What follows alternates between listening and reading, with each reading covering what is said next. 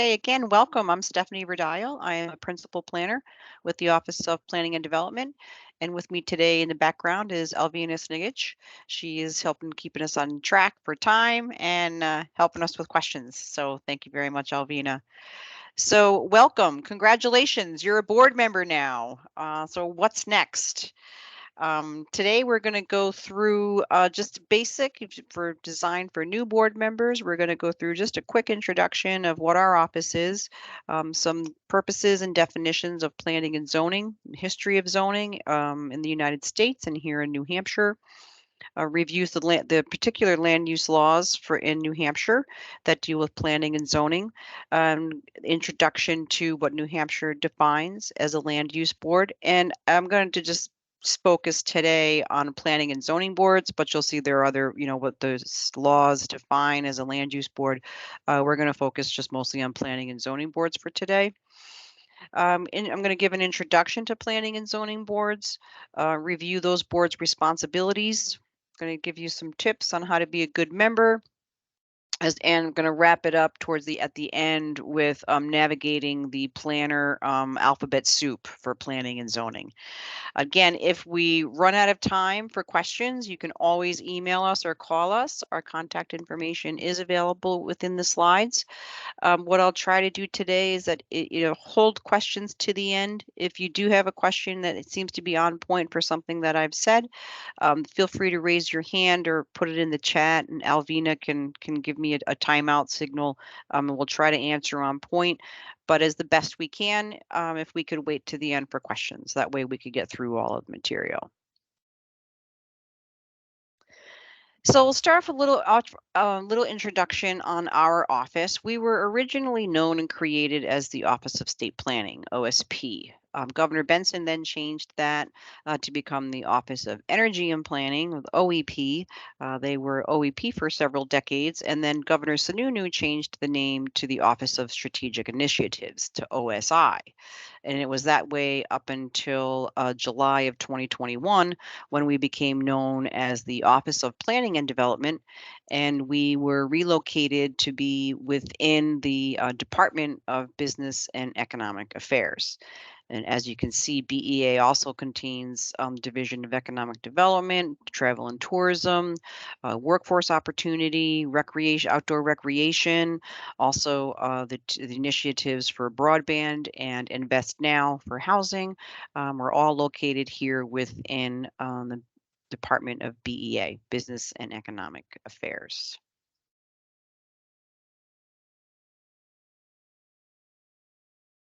So give me a second here. Oh, with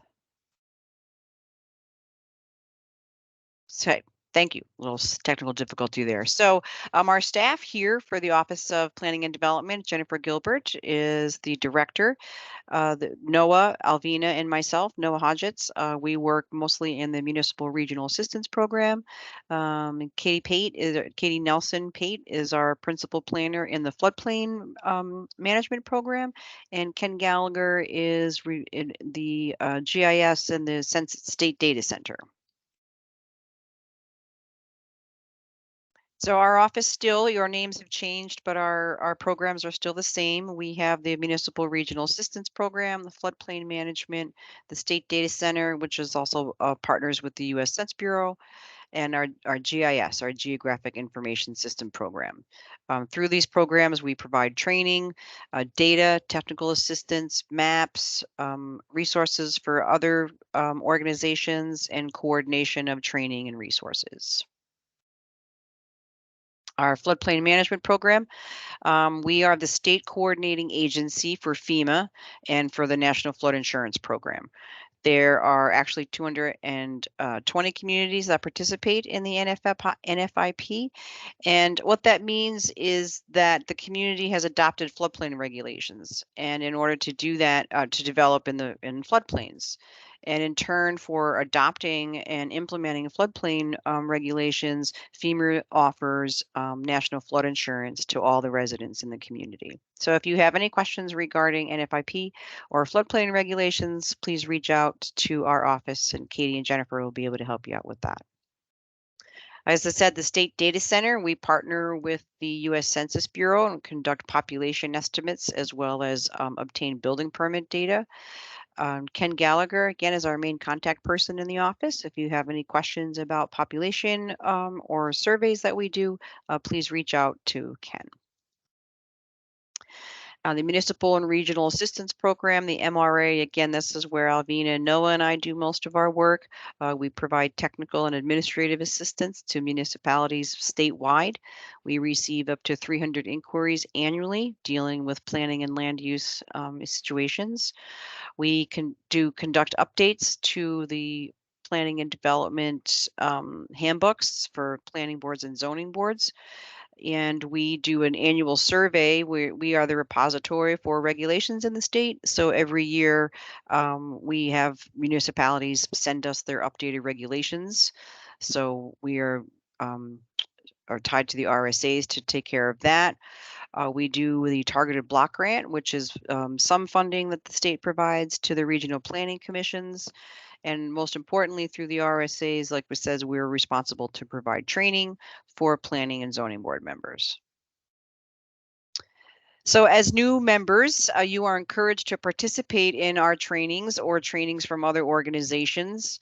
And in 2022, the law was amended to say that the Office of Planning and Development shall develop standard self-training materials and corresponding tests for zoning boards of adjustment and planning boards, which shall be provided to the members free of charge. So we have completed that. We have planning board handbook tests and zoning board handbook tests. They are based from the handbook. They will be updated annually. In order to pass, you need to receive a score of 65 or higher. They're on our website, and you have an option of either getting a certificate after you take the test from the planning board or the zoning board, or not getting a certificate of completion. The only difference is that you would submit your email address, and we do not share email addresses. It would strictly to send you your certificate upon completion of the test. And these links is where you can find those tests. And again, it's the same thing with the zoning board. If you would like a certificate, you include your email address, for which we don't share.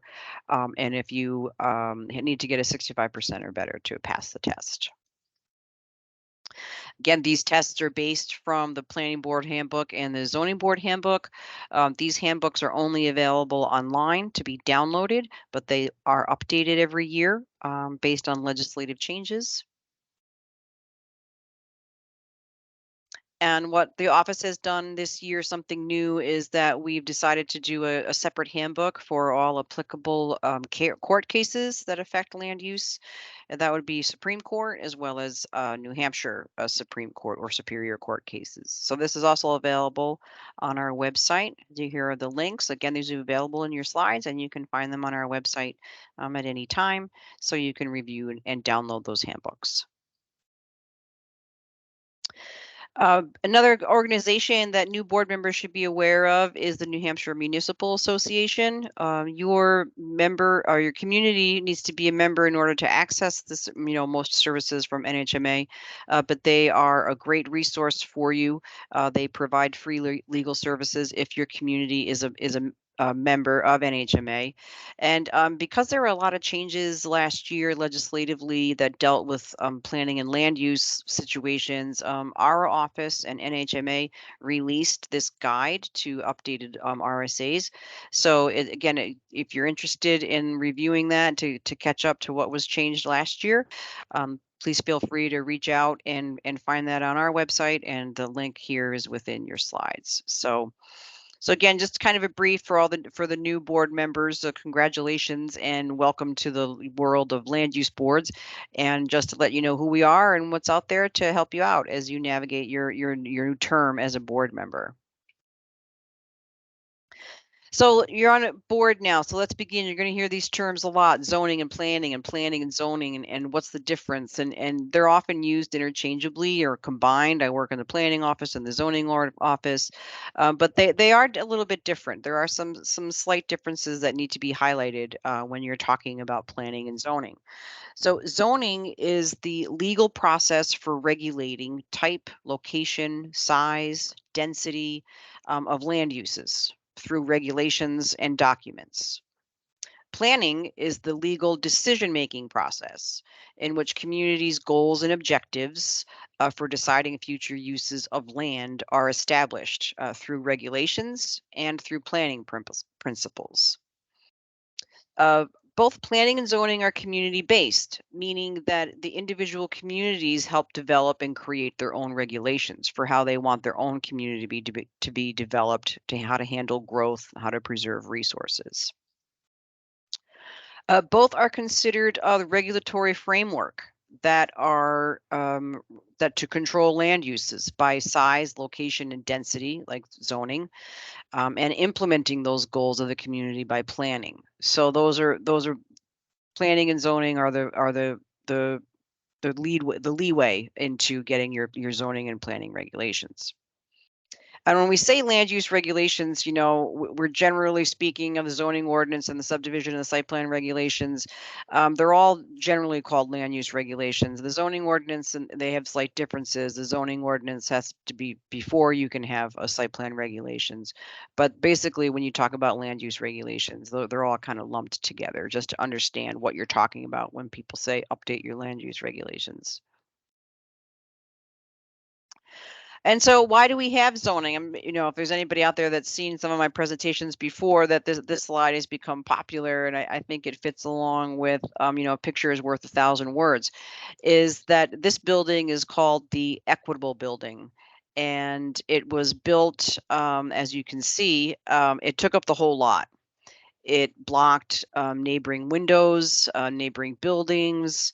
It towered over, the neighboring buildings. So in essence, what happened was that the abutting buildings, they lost sunlight, they lost circulation of air.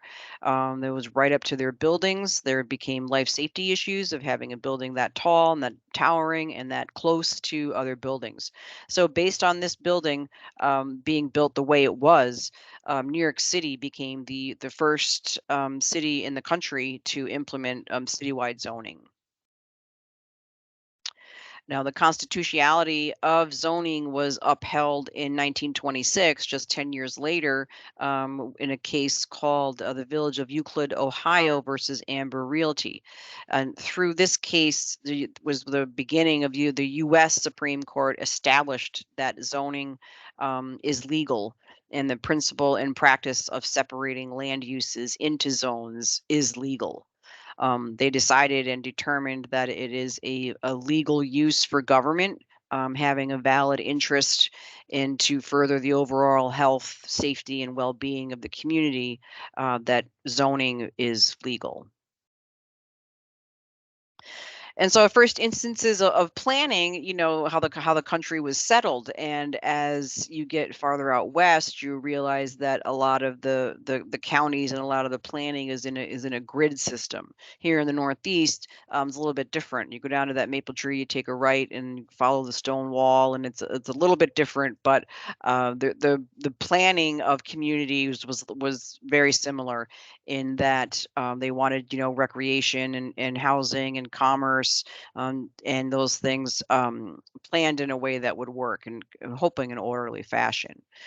And so, during the Industrial Revolution, it was mostly, taken over by corporations or, the mills, where they built communities, and they included, around their factories, the commerce and recreation, and the mill cities are kind of a good example when you think of like how planning started.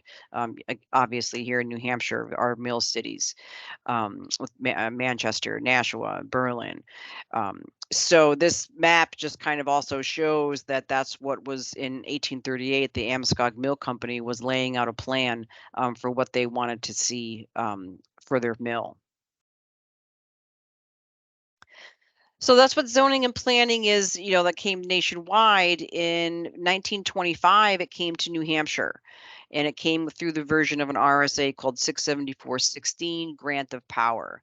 And so in 1925, New Hampshire decided that it was going to allow municipalities to decide whether or not they wanted zoning, and strictly out of the RSA for the purpose of promoting the health, safety, or general welfare of the community. And a few communities, right from the beginning, from 1926 to 1930, we had zoning established in Keene, Manchester, Nashua, Portsmouth, and Concord. And so what that kind of again, that goes to the fact that when we hear the term local zoning all the time, local control, local control. Well, that's kind of where it came from, is that the legislature said to municipalities, you have the choice, you have the option of whether or not you want to adopt zoning specific for your municipality. That's why New Hampshire doesn't have statewide zoning. The RSAs that are related to all planning and zoning are 672 to 679. There's a link there in the slides that brings you to those. You'll be very familiar with those RSAs as you're a new board member. So in addition to allowing municipalities to adopt zoning, it came along with what it shall include.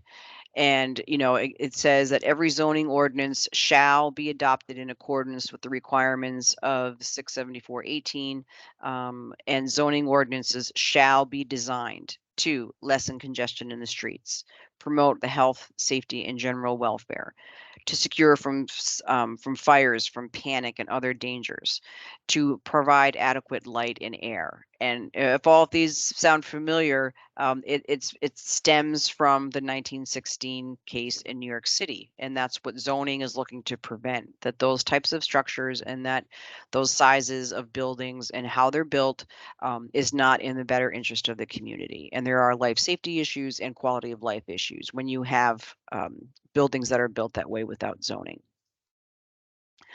So in New Hampshire had a challenge to the constitutionality of zoning in 1928. 1 year after Manchester adopted their zoning, a plaintiff said that they challenged whether or not zoning was legal, and it went in front of the New Hampshire Supreme Court in a case called Sundin versus Rogers. And again, the plaintiffs argued, excuse me, whether or not zoning was infringing on their private property rights and whether or not it was constitutional. The New Hampshire Supreme Court disagreed, and in their decision cited and upheld the U.S. Supreme Court decision on zoning, basically saying yes. The principle and practice of separating land uses into zoning, is legal and the government has a valid interest in exercise in over to further enhance property and quality of life and overall well-being of communities. So that's a little bit of how zoning came into New Hampshire. Again, it has been upheld as legal, and that's the legal framework that zoning takes for planning in your community. Currently in New Hampshire, there are 226 communities that have comprehensive zoning ordinances. 19 do not have zoning. Comprehensive zoning ordinance, excuse me. 13 have some type of zoning that could be telecommunications or floodplain ordinances. And currently there are 6 communities that do not have any zoning. So what is the land use board? So everything has to be defined by the RSAs. So 672-7 defines what a land use board is. And again, for today, I'm just going to be talking about planning and zoning boards. There are other land use boards that are defined by the RSA. And just for clarification, you may be wondering if you're a new Conservation Commission member, you are not considered a local land use board. So you are not governed by any of these RSAs. You are governed by RSA 36A, just for a little clarification. So when we talk about a planning board, community has to first vote to adopt, to form one, and have a planning board be established. And you do that through RSA 673-1. That's a warrant article through your town and form of government, whether that's town meeting, town council, or your city form of government. That's the legislative body. So after the board is established, they have to decide their officers and then create their set of bylaws or their rules of procedure. The rules of procedure are pretty self-explanatory. It's the rules for how the board operates when they have their meetings, how they run their meetings when they have their meetings, what to do for recusals, how to do with alternate members. So all of those things are the rules that the board should be following. And before those are adopted for the public, make sure that you're working with your town attorney as far as what your rules of procedure should be, how they should be set up. After you have your elected officers and you've decided upon and voted on your bylaws, the next thing to do is the master plan. Again, if you've heard me before say that the master plan is like at the top of the food chain. You have to have a master plan before you can have any other ordinances, as the slide shows: the subdivision, zoning, capital improvement program, or site plan regulations.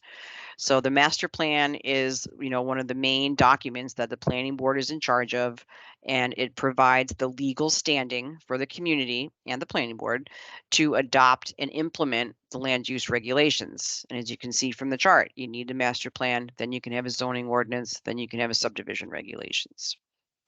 So the master plan, like we talked about in the beginning, where planning and zoning is community-based, so is the master plan.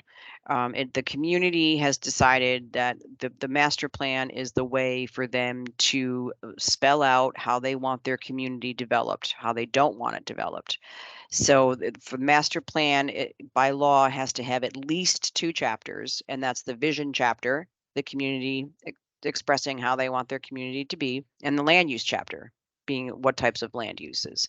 There's other chapters that are optional for a master plan to have, and the planning board and the community can decide what chapters they'd like to focus on, whether it's transportation or recreation, conservation, community facilities, all those types of things. The RSA does spell out other options for chapters of the master plan, but you at least leave the vision and the land use.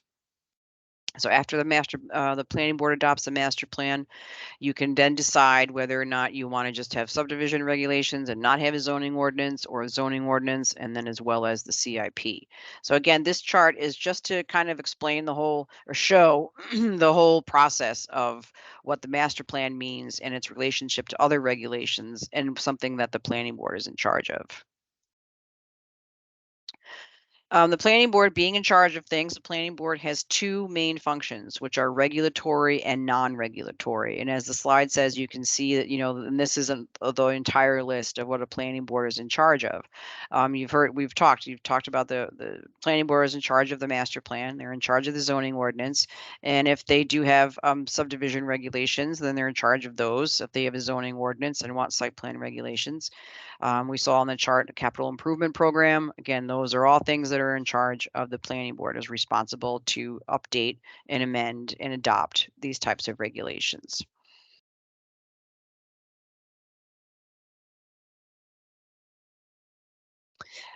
So basically, part of the planning board's non-regulatory function is the review and approval of subdivision and site plan applications or commercial applications. So they, first have to draft their regulations for the applicants and for the town to know what's expected of them for when they want to have an application come before them, either in the form of a site plan or a subdivision.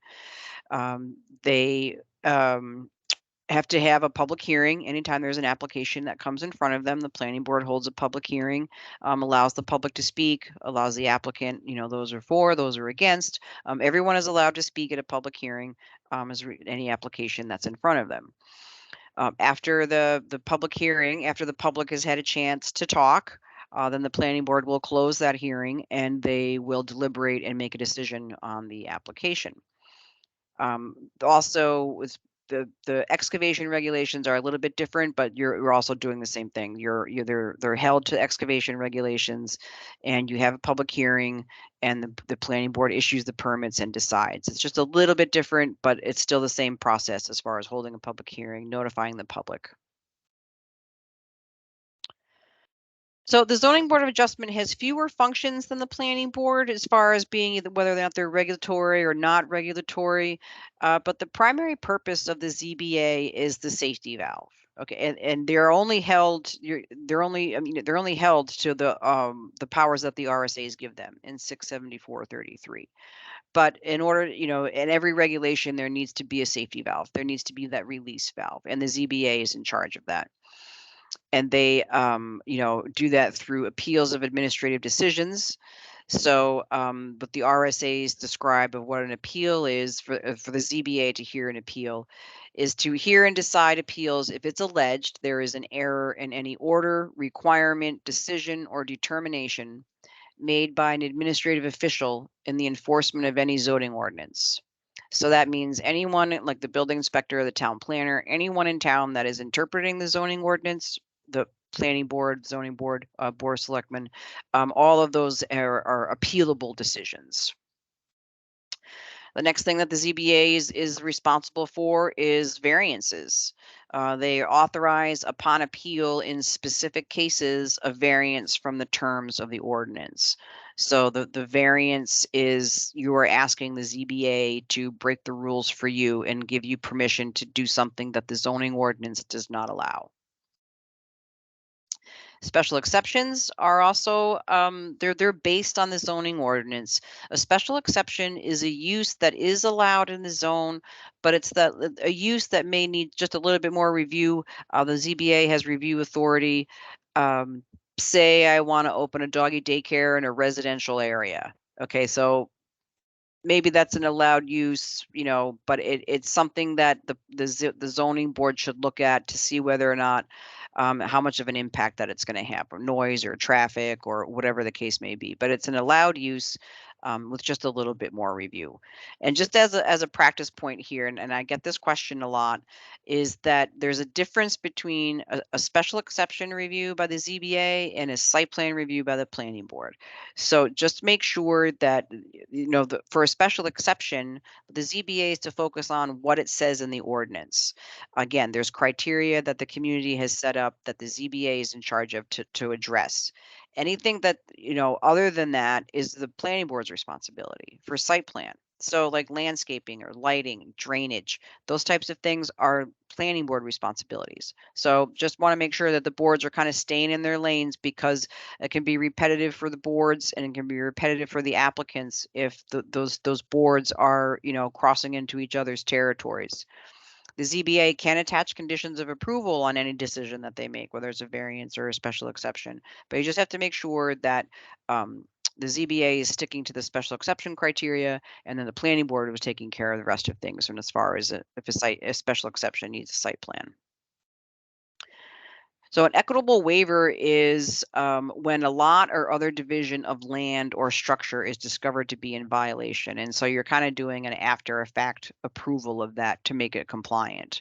The ZBA is in charge of doing those and to make sure that that sometimes if people, they can't get a mortgage or something happens with their financing, if something is found out, many years later, the equitable waiver is the safety valve in order to just acknowledge that there is a mistake and try to remedy it. So request for a motion for a rehearing is another thing that ZBAs are in charge of. That is 30 days with any decision made by the ZBA is subject to an appeal. And that includes the ZBA can reconsider their own decision. If the ZBA, forgets or makes a mistake, again, that's that safety valve that the ZBA can remedy that situation by rehearing and redeciding on their own decisions. The ZBA is known as the judicial board. They do not create legislation or regulations like the planning board does. While they should, and all boards should work together. They should work with the planning board, but they do not create zoning. They do not amend zoning or any other land use regulations.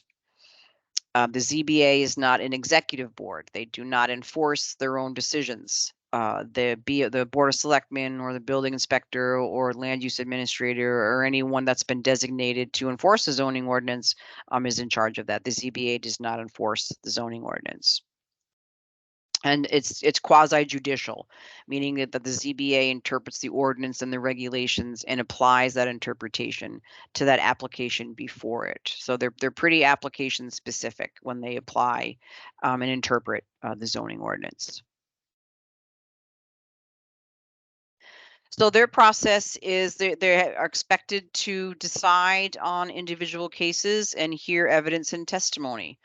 you need to make sure as a board member that you're deciding on the merits and that each case is an individual. And just because you may have granted a variance or a special exception for a similar use or a similar request doesn't necessarily mean that the one in front of you should be approved. So they all should be addressed on individual basis, and it's based on facts, based on evidence, and not emotion. um, land use cases and applications can be very emotional to a lot of people on both sides, and it's important for you to, and any board member, not just a zoning board member, but any board member, to not make your decisions and base your decisions on emotions. You're responsible to approve or deny or modify any requests that come in front of you, and remember that the burden of proof is on the applicant. So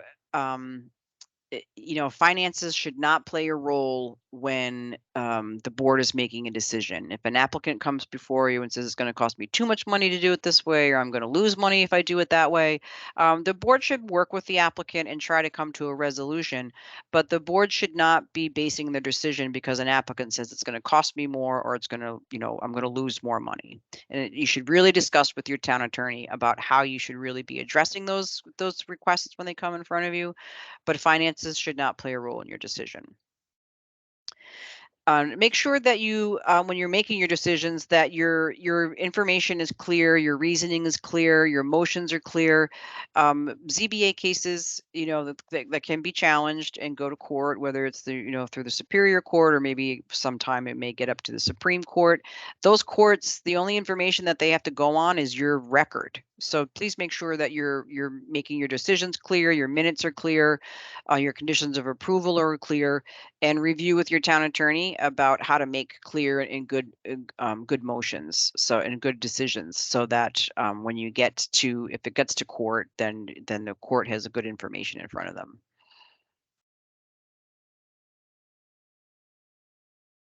So, how to be a good board member. So, as a board member, you have been elected, again, congratulations, or appointed, congratulations.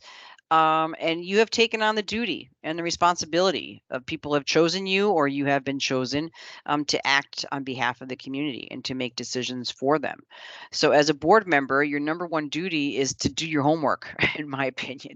You're not your number one duty. Do your homework. Make sure, a lot of people put a lot of time, a lot of effort, a lot of energy, including the municipality, to prepare you and send these materials to you for your meetings. So it's important for you to be able to make a good decision, is to do your homework. As you know, kind of a recurring theme, just be fair. As an elected or appointed official, you are responsible to make decisions on behalf of the community and the applicant and everyone involved. So it's your duty to be unbiased and fair when viewing applications. It doesn't mean that you have to like the applications. Not everyone is going to like applications that come in front of you, but it's your duty to be fair. And if that application meets the regulations and it meets the intent of the zoning, you can certainly place conditions of approval on applications that's going to make it easier for you. But if the application meets the regulations, then it's your duty to make the decisions, and they're not always going to be easy decisions. It may sound kind of silly, but you know what? You've been elected or appointed as a board member, then make sure that you're attending the meetings. Be on time and look presentable. It's part of just the perception of a board member and fulfilling your duties. And you should try to work with town staff on the history of ordinances. How come an ordinance was written this way? Why did we need that ordinance? Familiarize yourself with your regulations and with your other municipal employees and other boards. You're all on the same team, so you should all just kind of be working together. Be respectful with fellow board members and the public. Okay, it's really important. Again, these meetings can get very heated. Land issues, and neighborhoods, abutting properties, abutting uses can all get very emotional. There's really no place for board members to be disrespectful to each other, or to the public, or to applicants when it comes to the meetings. So just please try to remember to be respectful to your fellow board members. You may receive information via email, but kind of don't communicate with each other via email, because that's just a recipe for disaster. If staff sends you email, your agenda or your packets, don't reply to all. Just check with your town attorney on the best way to handle email communications. But if board members start emailing each other, it's considered a meeting and you haven't noticed it, and you go down kind of a legal rabbit hole that you don't want to go down. So I would encourage you to just not communicate via email and do everything, do all your communications at public meetings. And along the lines of not emailing, don't use social media. If there's a case pending for you, just, kind of be smart, be reserved, and don't use social media to express an opinion or to comment on anything. You're just kind of asking yourself for trouble by posting something on social media. It could be considered maybe having a preconceived opinion before deciding on a case, all that kinds of stuff. So just don't speak with your town attorney on the best way to do it, but I would refrain from commenting on social media about applications that are in front of you. Which goes along with, don't develop any preconceived opinions about an application. Let the process work. Let the applicant come in front of you, plead their case, ask your questions, make your decisions. But like I've said, it's important to be fair and to be transparent and not have preconceived opinions already about a case before it's even completed. Don't abstain from a vote. That's, again, you've been voted by the people in your community. You've been appointed by people in your community to have a responsibility to act on their behalf. So abstaining from a vote it's just not the best way for a board member to act. You do have to make tough decisions. You do have to make tough votes. I understand that. But abstaining is not the way to do that. So please don't abstain. That's what your job is, to vote on applications. So, please make that kind of a forefront. Recusing yourself is different than abstaining. So recusing yourself, when is appropriate, and the ultimate decision to recuse is based on the board member. However, you try to use the standards that we call like the juror standards. So if should I recuse myself if I'm related to either party, or I expect to gain or lose from the case, or if I'm have advised the party or I used to work for them. Now, I understand in smaller towns or some, communities where everybody knows each other, and yes, there's always going to be that, but you need to decide what that threshold is. And one of the best way to do it is to reveal it at a meeting, like, hey, I used to work for this guy 10 years ago. Hey, I'm employed by this guy, so I'm going to recuse myself. Have it be known in the public, but ultimately the decision is yours to recuse. I get a question a lot of whether or not a board member is an abutter to a property, and is that the applicant is coming before them. I would say that, always speak with your town attorney, but in the perception, in the best interest for perception and for transparency, if you're in a butter to an application that's coming to in front of you, then it would probably be a good idea for you to recuse yourself. Now, that doesn't mean you're giving up your right as an abutter to speak either for or against this. You certainly can always do that and always have the ability to do that. But voting on an application that is next door to you or across the street from you, just the transparency of that does not look good. You're kind of opening yourself up for you and the town, or you're opening yourself up for a court case. So kind of when in doubt, don't. But ultimately the decision is yours. The board can't force you to step down, but the decision is yours, keeping in mind how that looks and the transparency of it.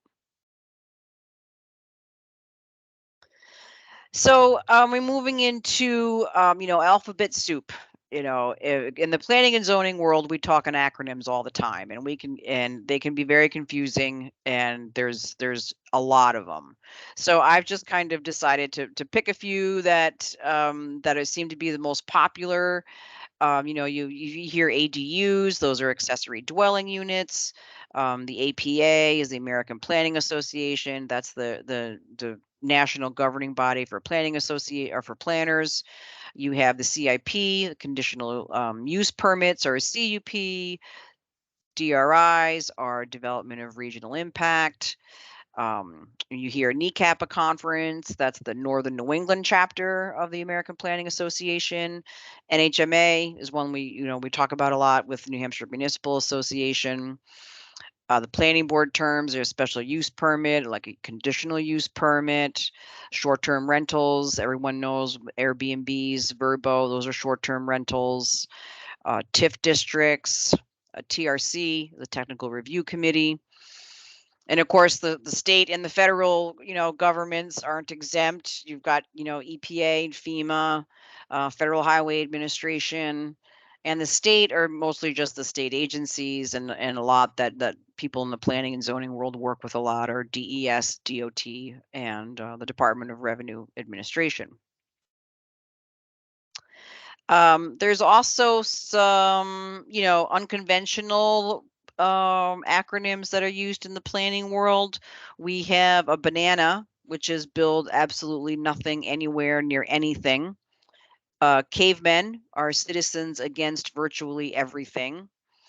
Designosaur, they're designer with an enormous impact. We have dudes, a developer under delusions of entitlement, a Goomba, get out of my business area, and then of course the NIMBY, the PITBY, and the YIMBY, to yes, no, and put it in my backyard. So those are some acronyms that will hopefully help you navigate through your planning and zoning board terms. So that's the end of my presentation. We're opening up for the questions now. You can certainly use the chat. You can raise your hand, and we'll have questions for you. We'll answer your questions. And if we run out of time, you can certainly reach us on our website and our email. This is our contact information. Again, it's available in the slides. And if we have anything else that we can help you with after the presentation, we'll be glad to do that. So I want to thank you very much for your time today and your attention, and we're moving on to questions if we have any.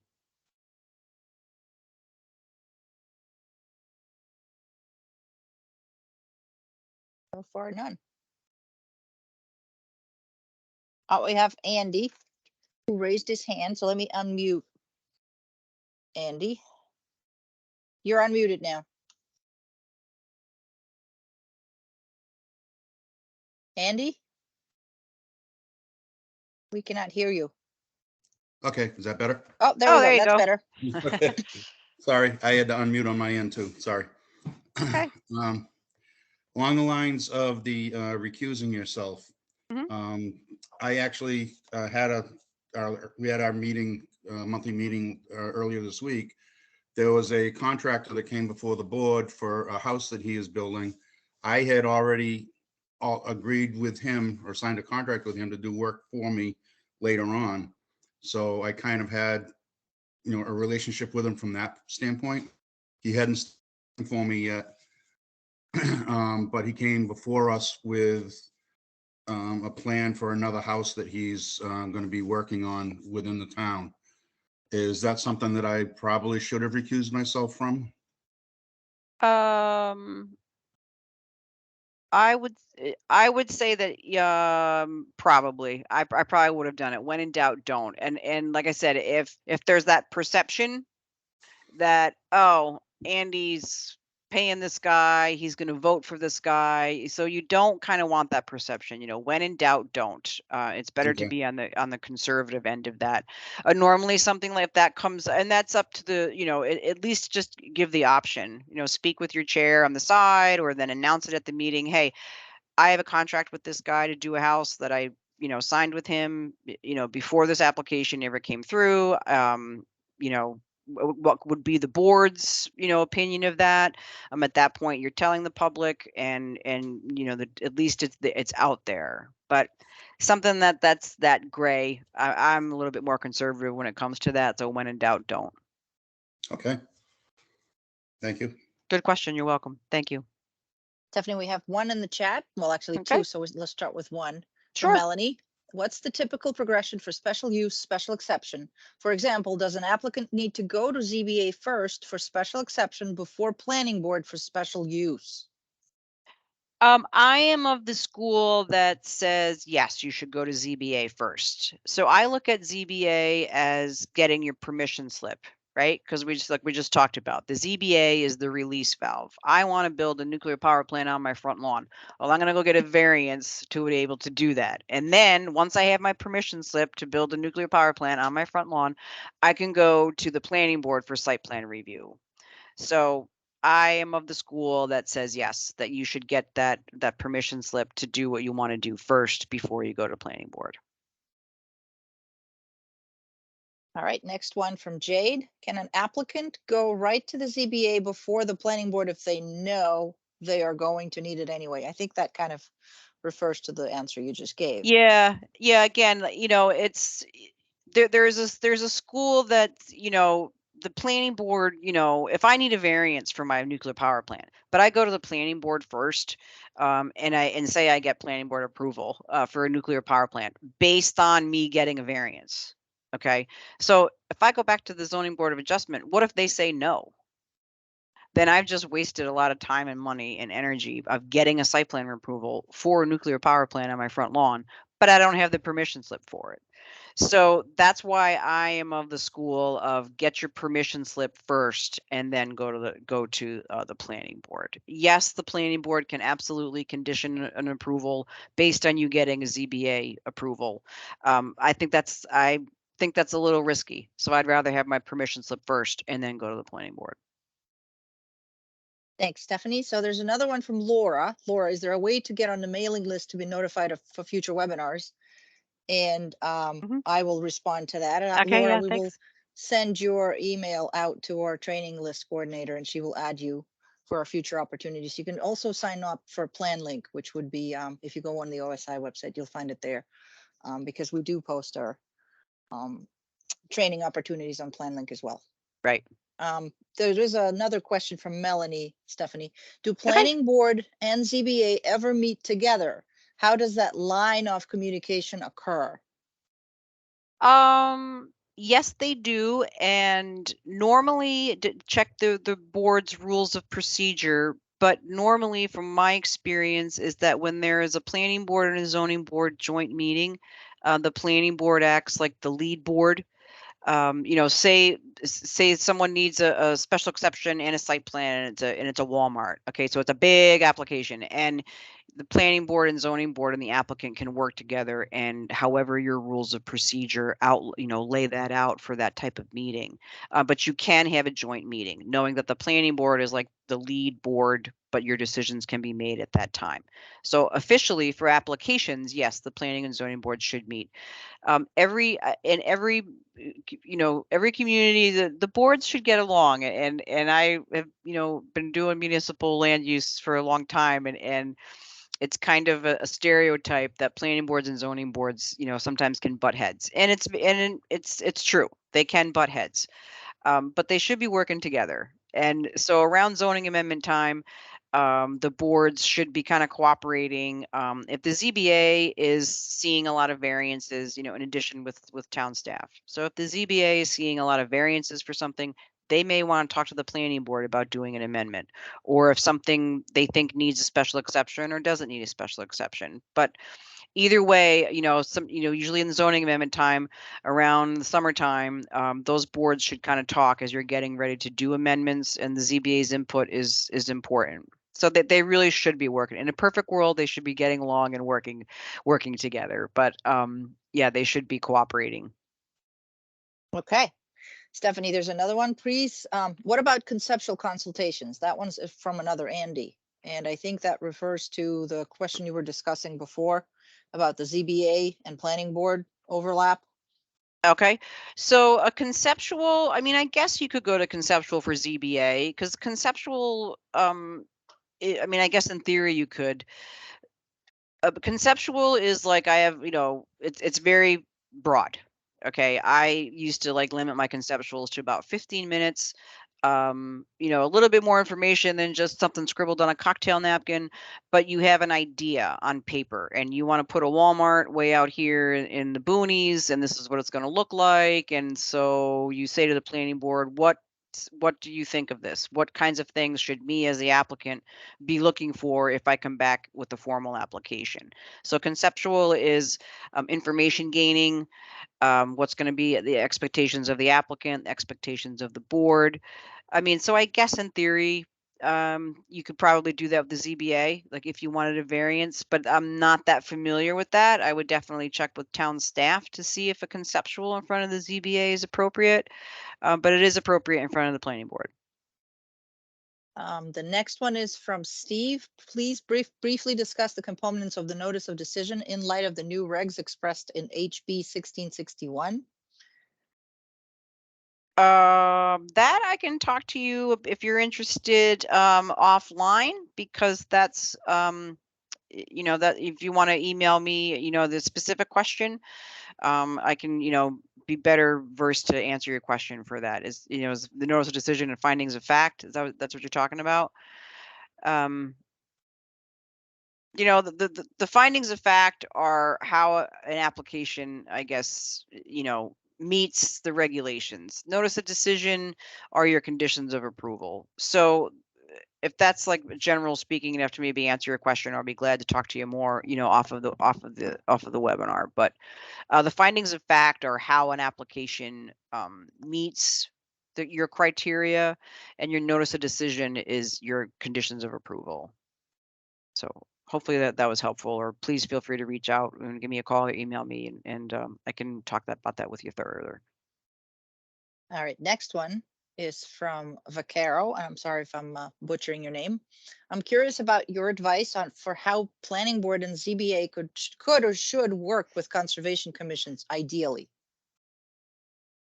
Yeah, all boards should be working together and be respectful of their responsibilities and what their focuses are on.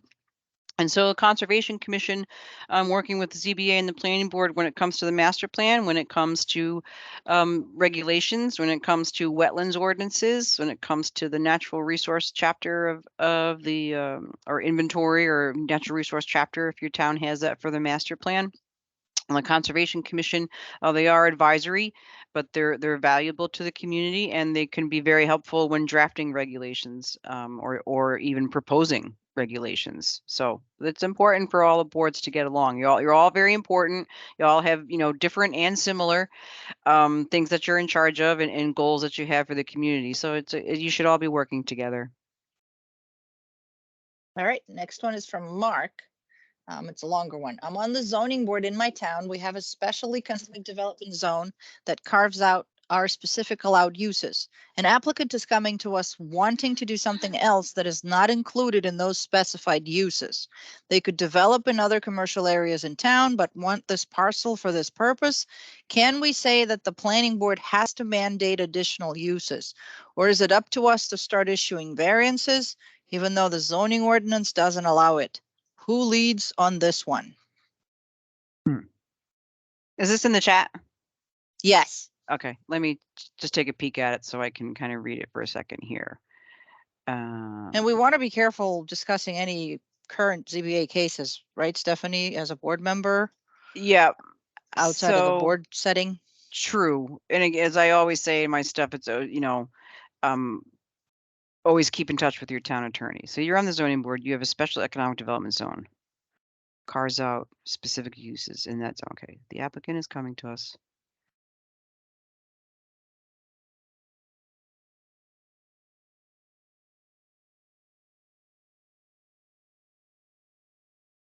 Well, so they're coming, if they want to do a use in an area that's not allowed, and again, your town attorney is the one to make the final decision on this, but if you want to do something that's not allowed in a zone, whether it's a special economic zone or a residential zone or an industrial zone, then you need a variance.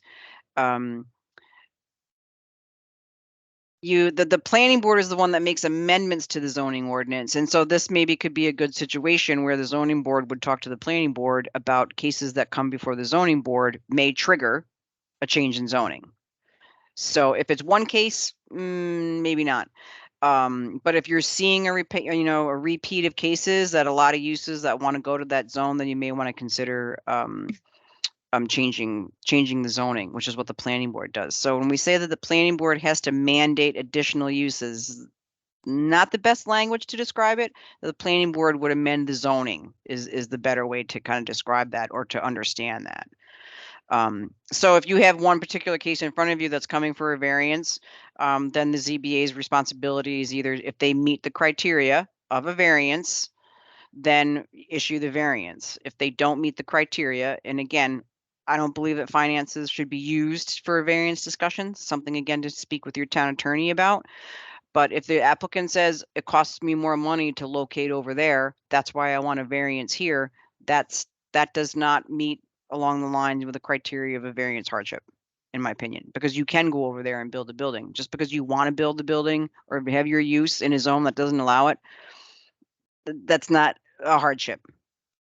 So, or is it up to start using variances even though zoning ordinance doesn't allow it? Who leads them? So again, that just kind of goes back to, hopefully I answered your question, but if you are getting repeat variances for that particular area and for uses, then it would trigger a conversation, I would think, with the town attorney, first of all, and second of all, with the planning board to see how you could tweak that. Next question is from Hebe.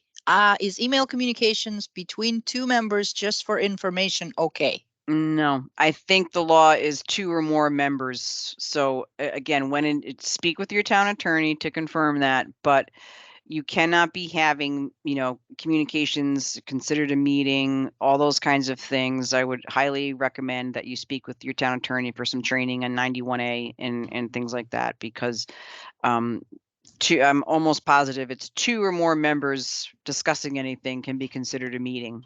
So you can't have unadvertised meetings that the public doesn't know about, and email has kind of grown into that. So when in doubt, just don't communicate email. We have one more in the chat, and then Andy has his hand up. Okay. The chat one is, in a lot line adjustment application with land transfer, does that fall under lot merger regulation? No, a merger and a lot line adjustment are different. Is a lot adjustment application with a land transfer? Well, I guess I don't understand land transfer. And a lot line adjustment is moving a boundary line. A merger is taking 2 lots that are contiguous, that are next to each other, that I own. So I own 2 little teeny tiny lots that are next to each other that share a property line, and I want to merge them into one lot, but I'm still the owner. So that's what a merger is. So I don't know what a transfer is in a lot adjustment application with a land transfer. Well, I guess if you take part of one lot and that becomes part of another, it really isn't the lot merger. You're right. Yeah. So if That you would want, be- was that Ryan? You're If you want to moving the reach out, line. yeah, Ryan, if you want to reach out, send me an email or give me a call, and if I didn't answer your question, I'll be glad to, if I wasn't clear. And Andy, you can now unmute yourself and ask the question. Yeah, can you hear me? Yeah. My previous comment was about conceptual consultations before the planning board. Okay. And we ran into a case where there was the use specified didn't appear to be in the use table at all. And one of my pet peeves with our use table is the lack of definitions. And we've been working on it for quite a while, but we're still not done. And some towns have the use that we were dealing with in the conceptual consultation, and some don't, some other towns. We were lucky we found in the minutes of a previous board meeting from 20 years ago, the actual discussion on whether that use was a permitted use and under what section of the use table. So my suggestion to everybody is check your use tables. Every planning board member, check your use tables. If you need terms defined and they're not just dictionary terms, define them in your ordinance, please. Yeah, Andy, yay!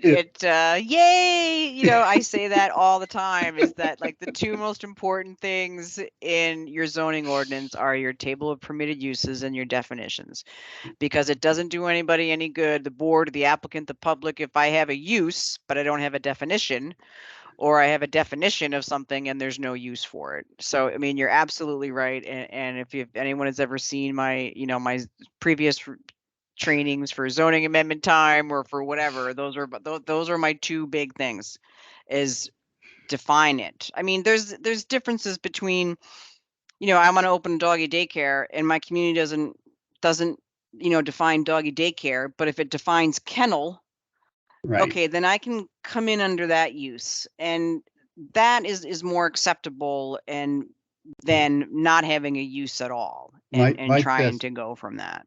Thank you, first of all, for your presentation. It was great. My test is Thank you, usually you're welcome. if it's not in Webster's dictionary, then you need to define it. Yeah, and Mhm. that's what courts use as well. I mean, if courts, Supreme and New Hampshire and U.S. courts have said, hey, if the town can't figure it out or you can't decide on a definition, then we're just going to go to the dictionary, and that's perfectly acceptable. And I've seen ordinances where it even says that in like in the definition section, is that lack of a definition, go to Webster's. So definitions are really important. Table of permitted uses are really important. They're hard to update, and you just got to make sure that if you change a definition, that you're fixing the table of permitted uses, and vice versa. You don't want to have one without the other. But using using a dictionary is fine, and reach out to us anytime. I've got a Plannerese dictionary Yeah. that if you're looking for specific things, what is a strip mall, or what is I don't know, a nuclear power plant. We've used that Planner's dictionary as well. We've searched through that too. Yeah, So it is really important, and be clear in the decisions regarding how you decided whether the use fit or didn't fit, and that's for both boards. Yeah, absolutely. And I mean, you're absolutely right, Angie, and you're bringing up good points, and it's good to hear that coming from a board member. Because like I said, if this is going to go to court, and in any case in any given time, it can go to court if someone appeals it or something procedurally happens. The Supreme Court and Superior Courts, they are only going on the paper in front of them.